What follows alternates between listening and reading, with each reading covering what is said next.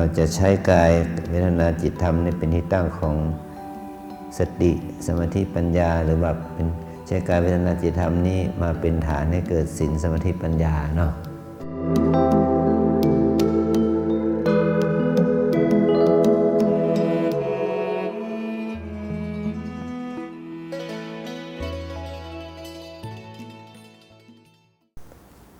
วันนี้พวกเราได้มาอุทิศตนอุทิศชีวิตเพื่อบูชาธรรมในสุตตโสมชาดกพระเจ้าสุตตโสมได้ให้ข้อคิดกับโพธิสัตว์ซึ่งเป็นอดีตเพื่อนแต่โพธิสัตว์นั้นเป็นคนวิปริตไปเรียกว่าพอได้บริโภคเนื้อมนุษย์ก็ติดอกติดใจไม่ยอมบริโภคเนื้ออื่นเรียกว่าเป็นพระเจ้าแผ่นดินเป็นมนุษย์กินคนเลยเนาะข้อหนึ่งโพธิสัตว์นั้นเขาอยู่ในเขาได้รับอุบัติเหตุเขาได้ไปเปล่งวาจาต่อหน้าต้นไทรใหญ่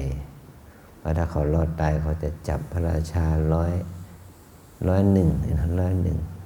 เมืองมาบูชาเส้นสวงก็เป็นอย่างนั้นจริงคือเขาพ้นภัยนั้นโดยอาศัยที่เขามีมนต์พิเศษก็เลยไปจับพระราชาเมืองต่างๆ101 เมืองจะได้เอามาบวงสรวงเทวดาก็มีความคิดว่าโอ้ตายแล้วเดี๋ยวบรรดากษัตริย์จะหมดบ้านหมดเมืองเลยเนาะก็เลยทำตัวเองว่าหนีออกจากวิมานคือต้นไม้ใหญ่นั้นบริษัทเห็นอย่างนั้นก็เลยขอร้องว่าให้รับการบวงสรวงก่อน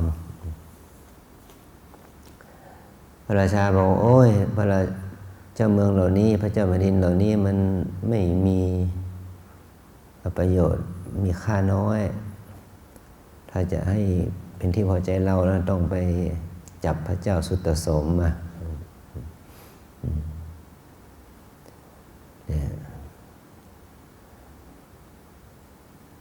โพธิสัตว์ก็เลยวางแผนจับพระเจ้าสุตตโสมนั่นเป็นพระโพธิสัตว์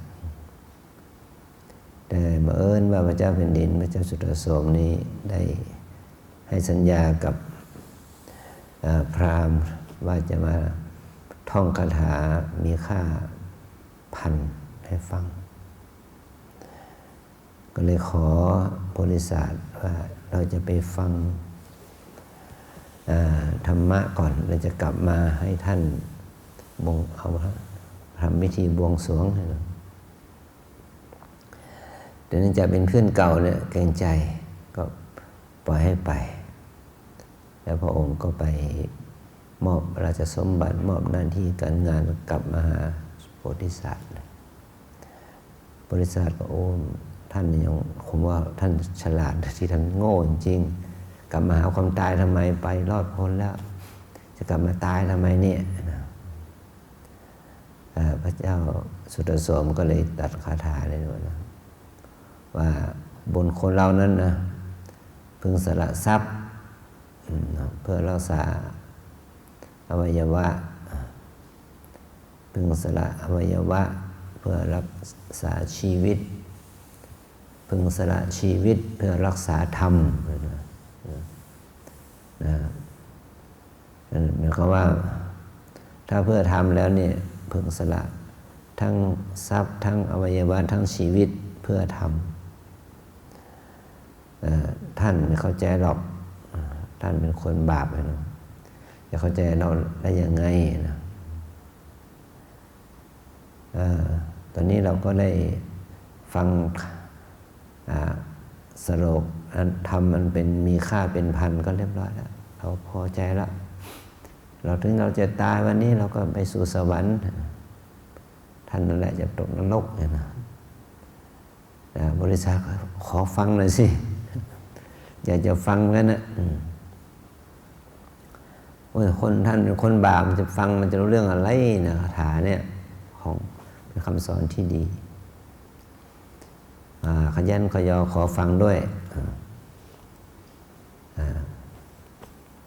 แต่พระองค์ก็ไม่อยากให้ฟังเพราะว่าท่านเป็นคนบาปฟังไปก็ไม่มีประโยชน์อะไรรักษาธรรมะไม่ได้ท่านก็ยังฆ่าสัตว์ตัดชีวิตฆ่ามนุษย์อยู่สุดท้ายก็เลยขอฟังโดยที่ว่ามีเงื่อนไขให้ขอได้3 อย่าง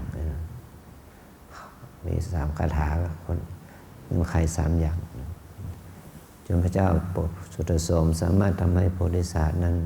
กลับมามีศีลมีธรรมได้แล้วก็สุดท้ายก็ถึงกับได้กลับมาครองรัฐของบ้านของเมืองได้แล้วก็ถือศีล 5ได้ในการได้คบบัณฑิตนะจากคนกินมนุษย์กินคนกลายเป็นคนปกติจากที่เป็นพระราชาครั้งหนึ่งเขาปลดออกแล้วก็ได้เป็นพระราชาใหม่เปลี่ยนจิตเปลี่ยนใจกันใหม่เนาะอันนี้ก็เราก็เรียกว่าพึงสละชีวิตเพื่อรักษาธรรมนะว่ายังไงโยมเยาวรักษ์รักษาชีวิตรักษาธรรมนะสละชีวิตเพื่อรักษาธรรมนะมาอุตส่าห์มา1 เดือนนะแน่ใจพึงสละชีวิตเพื่อรักษาธรรมเนาะตอนนี้เมื่อเรามาสละชีวิตเพื่อปฏิบัติธรรมนี่นะนี่เรียกว่าเราได้ปฏิบัติตามคำสอนของพระพุทธเจ้าเนาะตามคำสอนของพระโพธิสัตว์สุตโสมที่ในฉะนั้นพวกเราก็ถือว่าได้สละชีวิตเนาะเพื่อรักษาธรรมนะธรรมที่เราจะรักษาก็คือร่องรอยของร่องรอยที่ของบัณฑิตที่เขาดำเนินไปเพื่อความดับทุกข์นะเหมือนกับถนนนะถ้าเป็นหนทางหญ้าหนทางดินธรรมดาใช่ไหมถ้าเราไม่ถางไม่ถมมันก็จะถูกหญ้าถูกเขาวันคุมหมดเนาะมันก็จะหมดสภาพเป็นถนนหนทางกับทางเดินป่าเนาะ แม้แต่ถนนหลวงเนาะถนนซูเปอร์ไฮเวย์เขายังซ่อมเลยเนาะ ต้องซ่อมใหม่เทใหม่ลาดใหม่อย่างนี้เป็นต้นเนาะปรับปรุงใหม่เนาะมันจึงจะเป็นถนนที่มีมาตรฐานใช่ไหมแต่ว่าถนนพหลโยธินถนนสายโน้นสายนี้เนาะทุกถนนทุกสายเนาะ ถ้าเราไม่รักษาไม่ดูแลมันก็จะเสื่อมสภาพเนาะทางของบัณฑิตคือทางของพระพุทธเจ้าของทางของพระริยเจ้าเนาะ ก็เป็นทางที่ท่านเดินไปแล้วเพื่อความดับทุกข์เราเช่นเดียวกันเนาะเราจะต้องเดินทางของที่พระพุทธเจ้าพระอริยเจ้าเดินไปนั่นเนาะเพื่อความดับทุกข์เหมือนกันเนาะนี่เรียกว่ารักษาธรรม นะรักษาร่องรอยของพระอริยะเนาะรักษาร่องรอยของพระอริยะไว้นะพระอริยเจ้าเนาะท่านได้รักษาท่านได้สร้างทางไว้ท่านพบทางเนาะพบทางแล้วท่านก็พาพระสาวกดำเนินทาง แล้วก็ท่านได้สร้างทางไว้ให้บรรดาสาวกทั้งสาวิกาทั้งหลายดำเนินไปทางที่พระองค์ทำให้พวกเราเดินเนี่ยที่เรียกว่าอริยมรรคมีองค์8นะทางนี้อยู่ที่ไหนโยมฮะอยู่ที่วัดลำปึงนี่วะ ทางนี้อยู่ที่วัดลำปึงนี่หรือเปล่า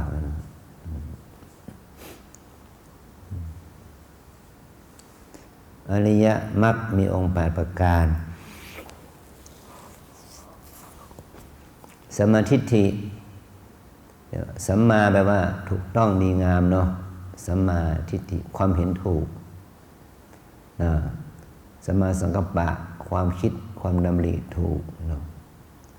สัมมาวาจาคำพูดเจตนาพูดในคำพูดที่ดีที่สุจริตเนาะวจีสุจริตสัมมากัมมันตะการกระทำที่เป็นสุจริตกายสุจริตนะ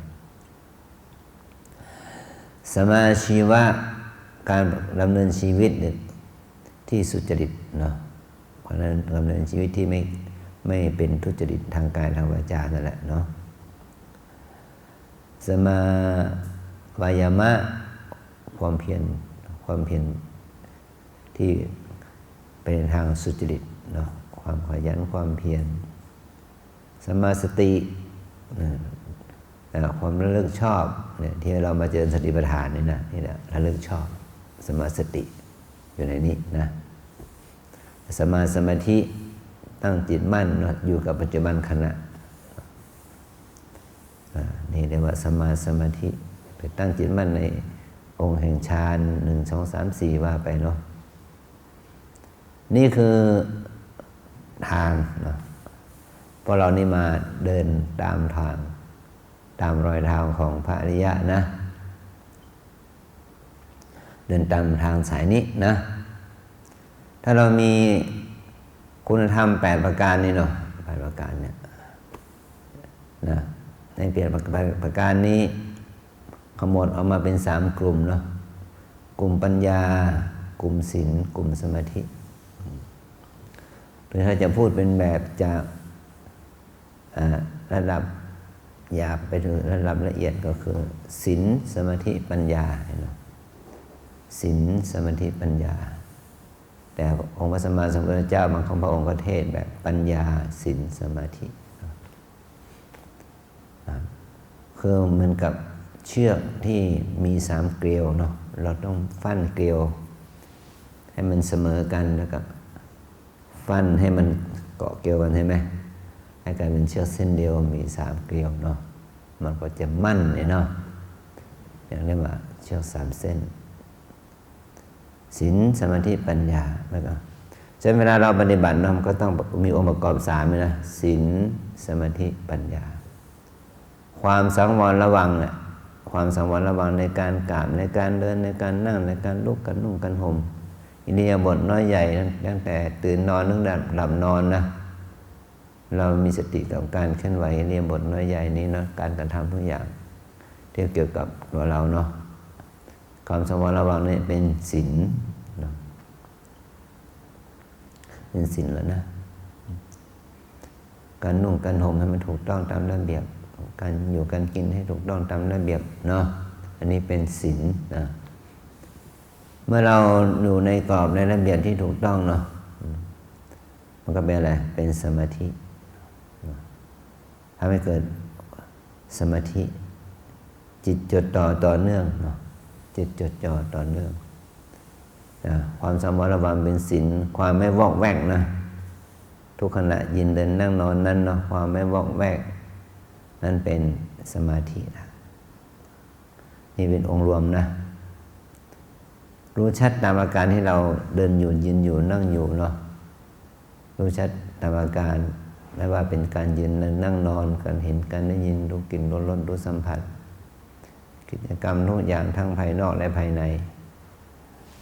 เรารู้ชัดตามเป็นจริงว่าตัวนี้จิตของเราเป็นจิตที่เป็นกุศลหรือเป็นอกุศลเนาะรู้ชัดตามเป็นจริงมันเกิดมันตั้งอยู่หรือมันดับไปยังไงก็รู้ชัดตามเป็นจริงนี่เราก็เรียกว่าปัญญาเนาะมีศีลสมาธิปัญญาอยู่ในขณะเนี้ยมันเหมือนกับเส้นใยนะเส้นใยเช่นว่าเส้นใยไหมเนาะเส้นใยไหมเขาก็เอาเส้นใยไหมนะมาค่อยๆดึงเนาะสาง ทีละเส้นเส้นหลายๆเส้นมันก็มารวมกันเนาะบัวนี่มีใยไหมว่าตัดบัวให้เหลือใยหรือไม่เหลือใยเข้าใจไหมบางทีก็เรียกว่าตัดบัวให้เหลือใยหรือไม่ให้เหลือใยนี่โยมบัวมันมีใยใช่ไหมมีเส้นใยเนาะ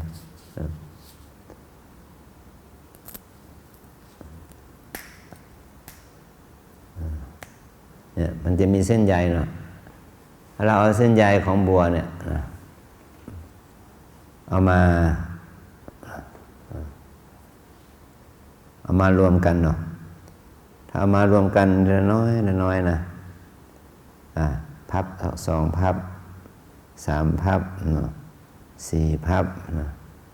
ะ5 พับมันก็จะเหนียวขึ้นนะเหนียวขึ้นเนี่ยมันก็จะไปกลายเป็นเส้นใยเป็นใยบัวเนาะเป็นใยบัวเขาก็เอามากรอเนาะเป็นเส้นได้ใยบัวเนาะพอเป็นเส้นได้ใยบัวแล้วเขาก็เอาไปทอเนาะก็กลายเป็นผ้าใยบัวเนาะเนี่ยผ้านั่นก็เป็นผ้าใยบัวเอามาทำเป็นผ้าสบายคือเป็นสบายใยบัวเนาะทำได้นะ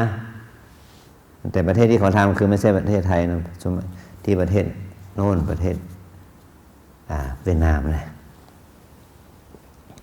เขาทำเป็นผ้าใยบัวเนาะพื้นหนึ่งหลายตังค์เนาะแพงกว่าผ้าไหมนะมันทำยากเนาะแค่เอาบัวจะเตรียมให้ได้อะไรใยบัวเนาะให้ได้ใยบัวยากเนาะถ้าเราสามารถทำให้มันเกิดการขึ้นมาเนี่ยมันก็จะเกิดเป็นเส้นได้นั่นอย่างงี้เนาะฉะนั้นกว่าที่จะได้เส้นได้เส้นหนึ่งเนาะเส้นได้ใยบัวมันก็ต้องใช้เวลาเนาะใช้เวลามากเลยมันก็จะค่อยเนาะมันดึงออกมาได้เห็นไหมอย่าเปรียบเทียบนะถ้าเราสะสมบุญเนาะสะสมมรรคเนี่ยนะสะสมภาวนาเนาะเหมือนกับเราค่อยๆสะสมเส้นได้นี่แหละเนาะจะใช้เวลาทำอย่างนี้เนาะเป็นปีเลยเนาะเป็นปีเลยเราก็จะมีเห็นไหมสามารถนี่เห็นไหมสามารถรับน้ำหนักของมันได้นี่เห็นไหมนี่เนี่ยมีเส้นใยได้ใยบัวแล้วเนาะฉะนั้นมันก็จะเหนียวขึ้นถ้าเราทบ4เห็นไหมเนี่ยทบ4ก็จะเหนียวขึ้นเห็นไหมเนี่ยก็จะเหนียวขึ้นเนาะดึงเหนียวละเห็นนะสะสมเนาะถ้ากำลังบุญของเราเหมือนกันเนาะกำลังสติกำลังสมาธิกำลังความเพียรของเราก็เหมือนกันถ้าเราทำอย่างต่อเนื่องเบื้องต้นมันก็อาจจะยังเนาะยังไม่แนบแน่นเนาะหลุดบ้างฟุ้งบ้างคิดบ้างเนาะทำต่อสะสมต่อพัฒนาต่อซ้ำแล้วซ้ำเล่าเนาะมันก็จะกลายเป็นความเหนียวแน่นแนบแน่นเนาะหมายถึงว่าไม่ขาดเห็นไหมดึงนี้ไม่ขาดเลยไหมเนี่ยไม่ขาดเลยนี่นะใช้ดึงเนี่ยไม่ขาดเลยนะเหนียวเห็นไหมเนี่ยก็มาจากใยบัวนี่แหละเห็นตัวหน้าตัวตาเนาะเข้าใจหรือยังเดินไปทำไปปฏิบัติไปเรื่อยนะบุญกุศลจะเกิดขึ้นต่อหน้าต่อตานี่แหละเนาะทำไปนะอย่างนี้เป็นต้นนะฉะนั้นสิ่งที่เราคิดว่าเป็นของแสนจะเบาบางมันยังเหนียวแน่นได้เนาะจิตของเราเหมือนกันเนาะแสนจะเบาบางนะอะไรมันกระทบกับแวดเนาะมีอารมณ์เนาะเจ้าอารมณ์เหลือเกินเนาะแตะไม่ได้เนาะโอ้โหเจ้าอารมณ์เหลือเกินเนาะตอนนี้ต้องแน่นขึ้นนะได้ยินหนอใช่ไหมเนาะถ้ามันชอบใจขึ้นมาก็ชอบใจหนอถ้าไม่ชอบใจก็ไม่ชอบใจหนอนะฟุ้งซ่านก็ฟุ้งหนอเนาะคิดนึกก็คิดหนออย่างเป็นต้นเนาะ ทำบ่อยๆเข้าบ่อยๆเข้าจิตใจเราจะค่อยๆเบาค่อยๆแน่นๆเนาะค่อยซอฟลงนะเหมือนดินที่ขาดน้ำเนาะมันเป็นฝุ่นใช่ไหมเต็มไปหมดเนาะแต่ถ้าเอาดินที่เป็นฝุ่นนั่นแหละนะเป็นแป้งไงเนาะเป็นแป้งเนี่ยถ้าเป็นแป้งมันเราจับขว้างไปมันก็ฟุ้งเนาะแต่ถ้าเอาแป้งนั่นแหละเอามาคลุกกับน้ำเนาะให้มันซึมซับได้ชุ่มใช่ไหมมันก็เป็นก้อนขึ้นมาได้เนาะอันนี้ขว้างก็เป็นก้อนไปเลยไม่แตกกระจายแล้วเนาะจะปั้นเป็นอะไรก็ยังได้ใช่ไหมเพราะที่ว่ามันเกิดจากการกัดจับตัวกันมากขึ้นของเม็ดแป้งเล็กๆเนาะเม็ดฝุ่นเม็ดแป้งมันเล็ก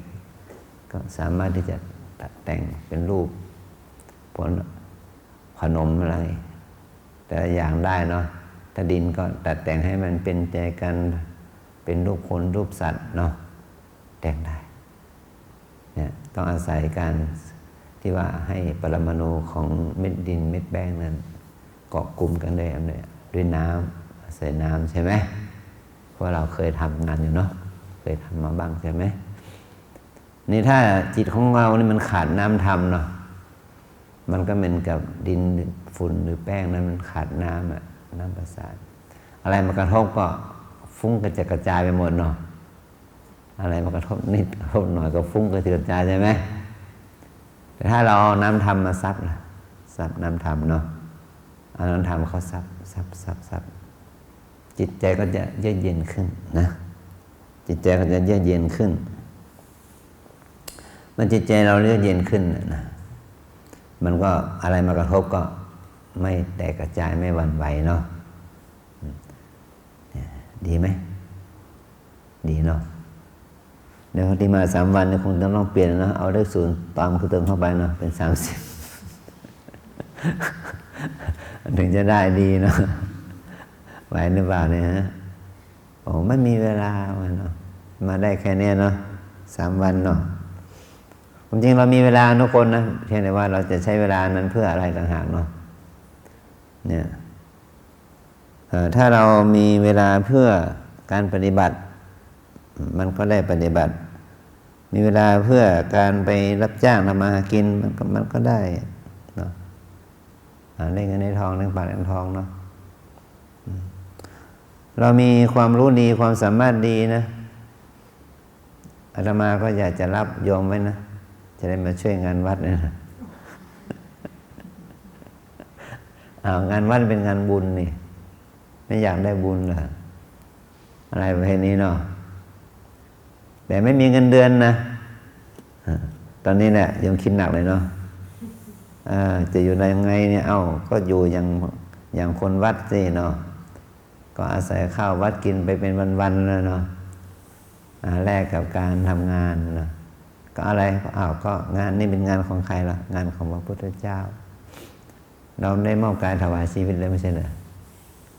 ใช่ไหมมอบกายถวายชีวิตเพื่อพระธรรมใช่ไหมจริงบ่อย่างนี้เป็นต้นเนาะนี่แหละคือตอนนี้ณวันนี้เดี๋ยวนี้นะมันก็โอเคอยู่นะพออยู่ไปหลายวันมันจะเบื่อเนาะไม่ไหวละไม่อยากอยู่ละนะไม่เอาละนะกิเลสมันเริ่มเกิดแล้วเนาะกิเลสมันเริ่มไม่เอาแล้วแหละเนาะมันก็เลยบอกว่าพอละพอกันทีนะทำไมเนาะฉะนั้นเราต้องมีความอดทนทำไปก่อนนะถ้าเราเปรียบเทียบกันมันก็ว่าเราปลูกต้นไม้ที่มีค่าทางเศรษฐกิจนะซึ่งมันต้องใช้เวลาที่จะเอามาใช้เช่นว่าจะทำเป็นเฟอร์นิเจอร์อย่างนี้เนาะอาจจะใช้เวลานับ50-60 ปีหรือ100 ปีหรือมากกว่านั้นเนาะมันจึงจะเป็นประโยชน์นะแต่เราเป็นผู้ปลูกเองตอนนี้นะเราคงไม่ได้ใช้มันแน่เนาะแต่ถ้าคนในอดีตเขาไม่ได้ปลูกไว้หรือเขาไม่รักษาไว้คนปัจจุบันก็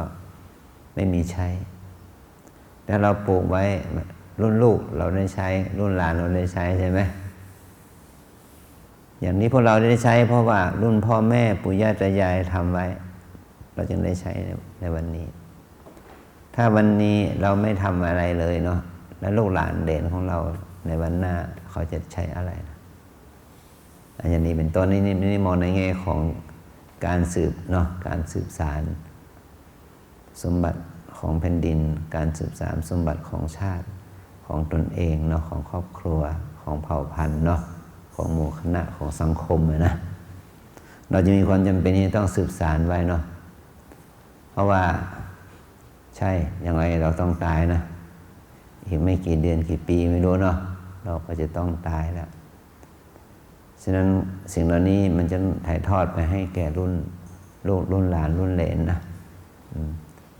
ถ้าเราถ่ายทอดจิตสำนึกที่ดีให้แก่เขาเขาก็จะได้รับสิ่งดีงามนี้เอาไปสืบต่อรุ่นลูกรุ่นหลานรุ่นเหลนเขาต่อไปเนาะแต่เราก็ไม่ต้องไปเครียดกับมันมากมายนักว่าเราจะได้ประโยชน์อะไรมันจะได้ประโยชน์สมกับที่เราลงทุนลงแรงไว้หรือเปล่าเนาะเหมือนกับบรรพบุรุษเนาะผู้สูงอายุที่เขามองว่าประเทศนี้ฉันสร้างเนาะแล้วก็ฉันจะต้องเป็นผู้กำหนดชะตาชีวิตของประเทศนี้ตลอดไปอย่างเงี้ยแต่คนที่คิดอย่างนี้ก็ไม่เหลือใครสักคนเนาะคนนั้นมันก็ตายหมดแล้วเนาะตายหมดกันทุกคนอ่ะมันไม่มีเหลือก็เหลือแต่ว่าทายาทเนาะสืบสานกันมาเนี่ยเมื่อโลกนี้มีการเปิดกว้างเนาะบางทีเราเชิญเขามาด้วยซ้ำไปเนาะเชิญคนประเทศนั้นประเทศนี้มาลงทุนมาทำธุรกิจบ้านเราเนาะมีสิทธิ์ซื้อที่ดินมีสิทธิ์ซื้อคอนโดมีสิทธิ์ทำธุรกิจใช่ไหมมีสิทธิ์ที่จะทำกิจกรรมนั้นเท่านั้น10 ปีเท่านั้น100 ปีฉะนั้นพื้นแผ่นดินนี้จึงไม่ใช่ของคนไทยคนเดียวซะแล้วเนาะแต่ว่าถ้าเราเช็ค DNA เนาะที่มันเป็นคนไทยเนี่ยมันจะ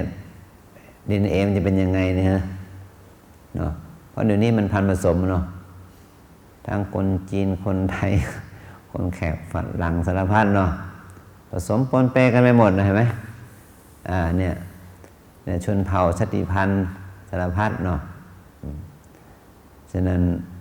ถ้าจะตรวจ DNA กันเอที่เป็นไทยแท้ๆเนาะจะมีสักเท่าไหร่เนาะเพราะคนไทยเราก็ผสม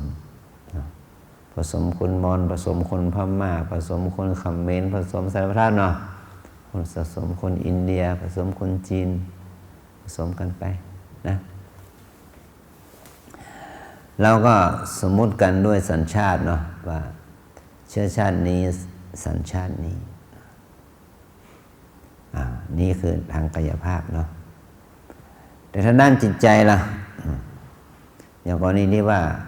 เราจะต้องรับมรดกธรรมมรดกธรรมนี้มันไม่ใช่ของพระพุทธเจ้านะแต่พระพุทธเจ้าทรงค้นพบเนาะแล้วพระองค์ก็ถ่ายทอดให้แก่คนอื่นที่เราเรียกว่าสาวกเลยนะแล้วพระสาวกเนาะภิกษุภิกษุณีอุบาสกอุบาสิกาเมื่อคราวนี้ได้สืบทอดกันมานะได้ถึง 2,566 ปีแล้วเนาะนับตั้งแต่พระองค์ปรินิพพานเนาะหลักธรรมนี้ก็ยังมีอยู่นี่คือการถ่ายทอดของสาวกสาวิกาเนาะนี่ว่ามาถึงยุคเราเนาะตอนนี้มาถึงยุคเราละมาถึงยุคเราเนาะเราจะต้องเป็นผู้รับมรดกธรรมนั้นต่อไปสะสมบุญเนาะภาวนานี่นะไม่ต้องคือปฏิเสธไม่ได้เนาะเพราะอะไรมรดกธรรมที่พระพุทธเจ้าสอนนั้นมันไม่ใช่มรดกธรรมที่เอาไปคาดหวังว่าเราจะเอาไปใช้ชาติหน้าแต่ต้องเอาใช้ชาตินี้เนาะใช้ชาตินี้แหละเนาะสะสมไว้ถ้าตายไปเกิดใหม่เนาะยังมีโอกาสได้เกิดเป็นมนุษย์ก็อาจจะได้ไปใช้ในชาติหน้าต่อไปเป็นอุปนิสัยเนาะฉะนั้นเราต้องสร้างปัจจุบันชาตินี้ให้ดีก่อนนะ เลี้ยงธาตุขันธ์เลี้ยงกายเลี้ยงใจนี้ให้มันเป็นธาตุขันธ์กายใจที่ดีที่มีคุณภาพในปัจจุบันนี้ก่อนนะเพราะว่าเรายังไม่ตายพรุ่งนี้เนาะยังอยู่ชีวิตยังมีชีวิตอยู่ต่อไปเนาะก็ให้ใช้อย่างคุ้มค่าหน่อยเนาะกับการมีชีวิตชาติหนึ่งเนาะฉะนั้นพระกรรมฐานเป็นวิธีการทำให้มรรคแปดที่ว่าทางที่พระอริยเจ้าเดินไปเนาะทางของบัณฑิตที่ท่านเดินไปทางที่ครูบาอาจารย์ท่านเดินไปเนาะเราจะต้องเดินตามทางนี้คือทางนี้มันไม่ใช่ทางถนนเนาะถนนที่ทำแล้วมันก็ยังเหลือเนาะแต่ทางแห่งจิตใจเนี่ยอริยมรรคนี่มันเป็นทางที่เป็นนามธรรมเป็นทางที่เราไม่สามารถจะไปใช้ของคนอื่นได้นะต้องใช้ของตัวเองเท่านั้นนะใช้ของคนอื่นไม่ได้ขอสติท่านเอาโยมขอสติของท่านมาใช้หน่อยอย่างนี้ได้ไหมโยมขอสมาธิของท่านเอามาใช้หน่อยได้ไหมไม่ได้เนาะเราไปขอของท่านก็ไม่มีให้เราเนาะอย่างนี้เป็นต้นเนาะเราต้องสร้างเองนะเจริญสติเองเจริญสมาธิเองนะเจริญความเพียรเองเนาะเพื่อให้เกิดความคิดชอบความเห็นชอบขึ้นมาเมื่อเรามีความคิดชอบความเห็นชอบขึ้นมาเนี่ยมันก็จะเป็นเหตุเป็นปัจจัยให้เรานั้นพูดชอบเนาะทำชอบดำเนินชีวิตชอบเนี่ยมันก็สืบสานกันเนาะต่อเนื่องกันเนี่ยเรามาปฏิบัติแล้วกลับเอาไปเหมือนเดิมย้ายอุตส่าห์ไปวัดตั้งหลายวันเนาะตั้งเดือนเป็นเดือนกลับมายังเหมือนเดิมคุณยายก็เลยบอกหลานว่าฉันฝากไว้ที่ประตูวัดแล้วนะฝากไว้ที่เทวดาประตูวัดแล้วกลับไปก็มาขอรับจากเทวดาเข้าวัดเลยนะดีเฉพาะอยู่ในวัดเนี่ยออกวัดไม่มีอะไรดีเลยนะเหมือนเดิมอย่างนี้นะแบบนี้โอ้ไม่ใช่นะเราไม่ใช่นะยายเนาะเราต้องเอาธรรมะนี่ไปถึงไหนถึงบ้านถึงเรือนถึงบ้านนะถึงครอบครัวนะคือจากพูดไม่ดีพูดดีแล้วก็พูดดีต่อไปเนาะจะทำไม่ดีก็มาทำดีแล้วก็ทำดีต่อไปนะจะคิดไม่ดีก็คิดดีแล้วก็คิดดีต่อไปนะเนาะนี่เขาเรียกว่าได้ใช้พระธรรมดำเนินชีวิตเนาะนี่แหละเขาเรียกว่าเป็นมรรคเป็นทางดำเนินชีวิตเนาะของเรานะทางด้านจิตใจเนาะทุกคนพนมมือว่าตามนะวิปัสสนากรรมฐานตามแนวสติปัฏฐานมีสี่อย่างหนึ่งกายสองเวทนาสามจิตสี่ธรรมวิปัสสนากรรมฐานตามแนวสติปัฏฐานมีสี่อย่างหนึ่งกายสองเวทนาสามจิตสี่ธรรมวิปัสสนากรรมฐานตามแนวสติปัฏฐานมีสี่อย่างหนึ่งกายสองเวทนาสามจิตสี่ธรรมกายเวทนาจิตธรรมในกรรมฐานสี่ตัวนี้นะเราจะใช้กายเวทนาจิตธรรมนี่เป็นที่ตั้งของสติสมาธิปัญญาหรือว่าเป็นใช้กายเวทนาจิตธรรมนี้มาเป็นฐานให้เกิดศีลสมาธิปัญญาเนาะนะความสำรวมระวังในกิริยาการทั้งหมดของเรานะตั้งแต่ตื่นนอนจนถึงหลับนอนนะจะคู่เหยียดก้มเงยกระพริบตาอาปากเลี้ยวซ้ายแลขวายืนเดินนั่งนอนกินดื่มพูดคิดเนาะขอให้เรามีสติเนาะให้มีสมาธิอยู่กับปัจจุบันขณะนั้นให้มีความเพียรในการภาวนาคือมีความเพียรที่จะอยู่กับปัจจุบันขณะ อย่างมีสตินั่นแหละนะถ้าเราเดินอยู่นั่งอยู่มันมีแน่นอนนะมันมีเวทนาเกิดเนาะปวดเจ็บชาเหน็ดเนี่ยเราก็ต้องมีสติอดทนเนี่ยนะมีสมาธิมีความเพียรมีขันติธรรมเนาะอดทนเนาะเจ็บเนาะปวดเนาะเมื่อยเนาะรู้หน่อยเนาะสมาธิญาณจิตความคิดถ้ามันใจมันคิดว่างแวกเนาะอย่างที่ว่านะพออยู่นานก็ชักจะเบื่อเนาะคิดนั้นคิดนี้เนาะ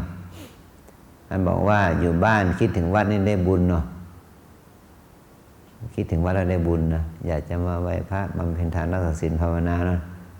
เราเรียกว่าอยู่บ้านคิดถึงวัดได้บุญแต่พอมาอยู่วัดนะคิดถึงบ้านได้บาปเลย เพราะมันคิดถึงบ้านเนี่ยมันคิดถึงแต่เรื่องที่อะไรเป็นห่วงนั้นห่วงนี้เนาะกังวลนั้นกังวลนี้ใช่ไหมกลัวนั้นกลัวนี้เนาะวันนี้ก็โกรธนั้นโกรธนี่นะฮะเนาะคิดถึงคนนั้นก็โกรธนะเห็นไหมเขาเรียกว่าอยู่บ้านคิดถึงวัดได้เลยนะได้บุญถ้าอยู่วัดคิดถึงบ้านได้เลยนะอย่าไปคิดมากนะเอาคิดเอาบุญนะกินน้อยนอนน้อยพูดน้อยนะปฏิบัติให้มากเรามีตาหูจมูกลิ้นกายใจก็มีสติกำหนดเห็นหนอไม่เห็นหนอได้ยินหนอกินหนอรสหนอสัมผัสหนอถ้าไม่ทันนะมันชอบไม่ชอบขึ้นมาก็ชอบใจหนอไม่ชอบใจหนอฟุ้งซ่านหนอรำคาญหนอสงสัยหนอนี่นะรู้แล้วตัดนะรู้แล้วละบางทีกำหนดหนอหนึ่งคนไม่ดับต้อง5 หนอ10 หนอนะ20 หนอเป็น100 หนอไม่รู้เนาะกว่าจะดับก็มีนะไม่ใช่หนอเดียวหายแป๊บไม่ใช่นะบางทีเป็น20 หนอ100 หนอนั่นแหละโกรธเนาะโกรธเนาะโกรธเนาะเวลาโกรธยกตัวอย่างนะโกรธเนาะโกรธเนาะอย่าไปเพ่งดูบุคคลหรือสิ่งที่ทำให้เราโกรธแต่เพ่งดูใจที่โกรธเนี่ยว่าตอนนี้ใจโกรธเนี่ยมันร้อนไหมมันทุกข์ไหมเนาะมันทำให้เรากระวนกระวายยังไงนะดูที่ใจโกรธอย่าไปดูบุคคลหรือเรื่องที่ทำให้เราโกรธนะถ้าอย่างนั้นดับไม่ได้มันเหมือนกันเท่ากับเพิ่มเชื้อเพลิงถ้าคิดถึงบุคคลนั้นก็เท่ากับเพิ่มเชื้อเพลิงนะให้เกิดความโกรธอย่างนี้นะเอากินน้อยนอนน้อยพูดน้อยปฏิบัติให้มากนะแล้วตั้งใจปฏิบัติกันให้เยอะๆนะจะได้มีบุญมีกุศลคนใหม่ก็เริ่มที่15 นาทีเดิน15 นาทีนั่งถ้าคนเก่าก็30 นาที30 นาทีเดินนั่งก็ได้เนาะวัน2 วันนี่มันช่วงปรับตัวอยู่นะมันจะหวังแต่ความเงียบความสงบคงไม่ได้แต่ขอให้เรามีสติดึงกลับมาได้ก็โอเคละนะเอาแค่นี้